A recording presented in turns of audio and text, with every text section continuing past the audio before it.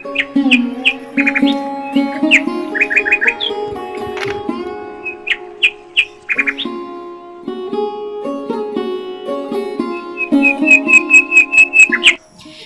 সকাল বন্ধুরা, নতুন একটি ব্লগে তোমাদের সকলকে অনেক অনেক স্বাগত আর ভালোবাসা নিয়ে দিনটা শুরু করছি। আশা করছি সকলে খুব ভালো আছো। তো আজকে সকালবেলার থেকে প্রচণ্ড গরম পড়ে গেছে, রোদের তাপমাত্রাও বেড়ে গেছে। তো এখন বাজে প্রায় 9টা মতন। ব্লগটা আমি ব্লগটা বলতে তোমাদের সামনে এসে ইন্ট্রো দিতে পারিনি, কিন্তু ব্লগটা স্টার্ট করে দিলাম। ভাবলাম না, অনেকটা দেরি হয়ে যাচ্ছে। আর এই পর্দাটাকে পর্দা বলতে কি এই চাদরটাকে এই পর্দাটার মধ্যে দিয়ে দিই সকালবেলা, ভোর হতে না হতে এত চোখে আলো লাগে যে ঘুম ভেঙে যায় অটোমেটিক। তাই এটা দিয়ে আলোটাকে আটকে রাখি। কতদিন থেকে খুব অসুবিধা হচ্ছিল, আর বেশি রোদ উঠলে তো আরও চোখে রোদ লাগে। আর আগে লাগতো না, আগে যখন ভারী পর্দাটা ছিল ওই ডার্ক শেডের, তখন এতটা লাগতো না। যবে থেকে এই লাইট কালারের হোয়াইট পর্দাটা লাগিয়েছি তবে থেকে এই প্রবলেমটা শুরু হয়েছে। এমনি তো সব কিছুই ঠিক আছে, ঘরটা ব্রাইট লাগে, সবই ঠিক আছে। তো বিছানা গুছিয়ে এদিকে চলে আসলাম সোফাটা গুছিয়ে। Good morning everyone, welcome back to my new blog. আশা করছি সকলে খুব ভালো আছে, সুস্থ আছে। ঘড়িতে বাজে এখন 9:45। তো বিছানা তোলা সব হয়ে গেছে, সকালের বাসি কাজকর্ম সব হয়ে গেছে। ব্লগ আমি তখন করিনি, কারণ আজকে আবার অনেক দিন পরে ভীষণ পরিমাণে রোদ উঠেছে। তো ভাবলাম যে না, আগে তাড়াতাড়ি কাজকর্ম শেষ করে নিই। ব্লগ করার জন্য বারবার ক্যামেরা সেট করতে করতে না তখন অনেকটা লেট হয়েছে। যার জন্য কাপড় কাচাকাচি, একদিক বাসন মাঝামাঝি সব করে নিয়েছি। আর ভেবেছিলাম বেড কভারটা ধুয়ে দিলাম না, তাহলে এই রোদ পড়ে গেছে। কলপাড়ে দেখো, কলপাড়ে কি পরিমাণে রোদ পড়ে গেছে দেখো শুধু। তো যার জন্য এখন আর এটা তুললে ধুতে হবে। আমি এদিকে কথা বলছি, এই দেখো জানলা দিয়ে আইছি, আমার কথা শুনছে। আর আজকে মনে হচ্ছে না বেশি ক্যামেরার সামনে এসে কথা বলতে পারবো, কেন কি আজকে আমাদের পাশের বাড়িতে ছাদের কাজ হবে আর কি। ছাদের কাজ হবে, ছাদ হবে, কী যে বলছিলাম, ছাদ হবে। তো ওরা ছাদে ওঠায় পুজো করলো এই মাত্রই। তো মনে হয় একটু পরে ছাদের কাজ শুরু হবে। ছাদের কাজ শুরু হলে তো বুঝতে পারছো কি প্রচণ্ড পরিমাণে আওয়াজ হবে। তো তখন আর সামনে এসে কথা বলতে পারবো না, তাই বললাম না তাড়াতাড়ি ইন্ট্রোটা দিয়ে দিই, আজকে আর সামনের থেকে কথা বলা হবে না। এই যে আবার আমার পিছে এসে বসছে। হাই করে দেখ একটু, গরমে গেঞ্জি পরেনি। একটু গুড মর্নিং বল সবাইকে। ইস, লজ্জা পাচ্ছে। হ্যাঁ, আর এই দেখো আমাদের কালুয়াকে ঘুমিয়ে আছে এখানে। কি অবস্থা, আমার নাইটের মধ্যে পাড়া দিছে, এখনই উল্টে পড়ে যেতাম আমি। কালুয়া একটু হাই করে দে, গুড মর্নিং বল সবাইকে। ও বাবা, লেজ নাড়াচ্ছে, একটু গুড মর্নিং বলে দাও। দেখো না, লেজ নাড়ায়, যখনই ক্যামেরাটা ধরি লেজ নাড়াটা বন্ধ করে দেয়। তো তোমাদের দাদাভাই এসে এইমাত্র বাজার দিয়ে গেল। তো খাওয়া দাওয়া করে নিলাম দুজনে মিলে, আর আম দিয়ে রুটি দিয়ে খেলাম। তো এখানে মাছ এনেছে 2 রকমের, আমার জন্য গলদা চিংড়ি আর ওর জন্য বাটা মাছ। কলপারে প্রচণ্ড রোদ, ভাবলাম এখানে মাছটা ধুবো নাকি। আর ওদিকে ওই যে ছাদের ঢালাই হচ্ছে, কাজ হচ্ছে, লোকগুলো কাজও করছে। তো কেমন জানি একটু লাগছে ওখানে বসে বসে কাজ করতে। তো যার জন্য বাধ্য হয়ে, না তো আমি এই ঘরে মাছ ধুই না, তো বাধ্য হয়ে যার জন্য এই ঘরে নিয়ে আসতে হলো।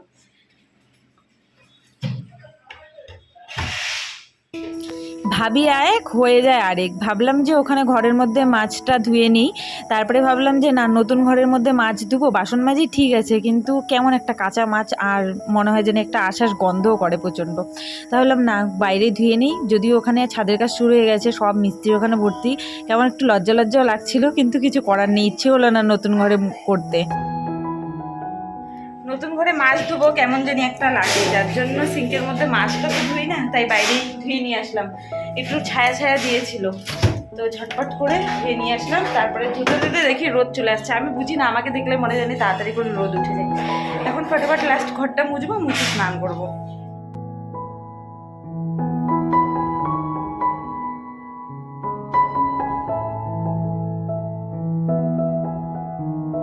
এইমাত্র জাস্ট স্নান সেরে আসলাম, এসেই টিক্কির উপরে চুল বেঁধে নিয়েছি, কারণ প্রচণ্ড গরম, তাই ভেজা চুল ছেড়ে রাখাও সম্ভব না। এখন ফ্যানটা ছেড়ে সব সবজি কেটে রেডি করে নিব, তারপরে একবার ফটাফট সব রান্না বসিয়ে দেবো। আলু পটলের সবজি করতে করতে এমন একটা অভ্যাস হয়ে গেছে, পটলগুলোকে গোট করে কেটে নিয়েছি। আর বাড়িতে না আজকে প্রচুর লোক আছে, যখন ভয়েসটা দিচ্ছি যার জন্য প্রচুর আওয়াজ পাবে। আর এদিকে আমি পটল কেটে নিচ্ছি, মাছের ঝোল বানাবো তোমাদের দাদাভাইয়ের জন্য। আর আমার জন্য এখানে আলু কেটে নিচ্ছি, এটা হচ্ছে মাছের ঝোল করব। পরে ভাবলাম যে ও মা, আমি তো আমার জন্য তো গলদা চিংড়ি এনেছে, বড় বড় করে কেন আলু কাটছি। পরে আবার এগুলোকে আবার ডুমডুম করে কেটে নিয়েছি ছোটো ছোটো করে। আর এই যে বেশি মাছ আনেনি, দুবেলার 2 পিস এনেছে, কারণ আগে যেমন বেশি আনা হতো। ও জানে আমি এই বাটা মাছ একদম খেতে ভালোবাসি না, এত কাটা কাটা মাছ।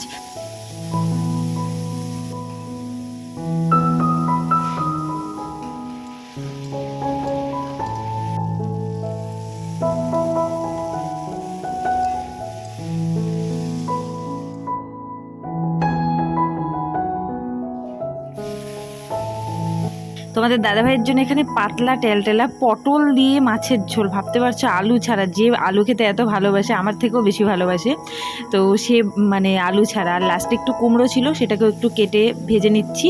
ফ্রিজে রাখা আছে বহুদিন থেকে, জানি না এটা গলবে কি না, কিন্তু লাস্টে বহুবার জল দিয়ে সেদ্ধ করতে করতে লাস্টে গলেছে। মানে প্রচুর, অন্যদিন যেমন কুমড়ো এমনিতেই গলে যায়, আজকে গলেনি। লাস্টে চিনিটা দেওয়ার পরে কোনো মতে একটু গলেছে। এত বালু, হ্যাঁ খাওয়া শেষ।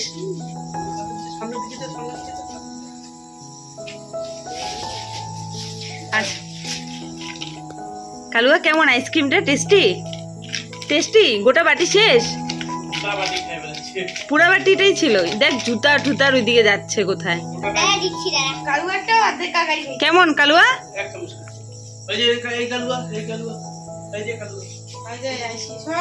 আইসি হাত দিয়ে খাচ্ছে, কেন চামচ নাই? এ আইসি তোকে খাইতে দেবে না, দেখো ফুল স্পিডে খাচ্ছে। হ্যাঁ এতগুলো দিয়ে দিলি কেন? তো তুই ঘরে যেতে পারিস না? আইসি তো পুরোটাই দিয়ে দিল।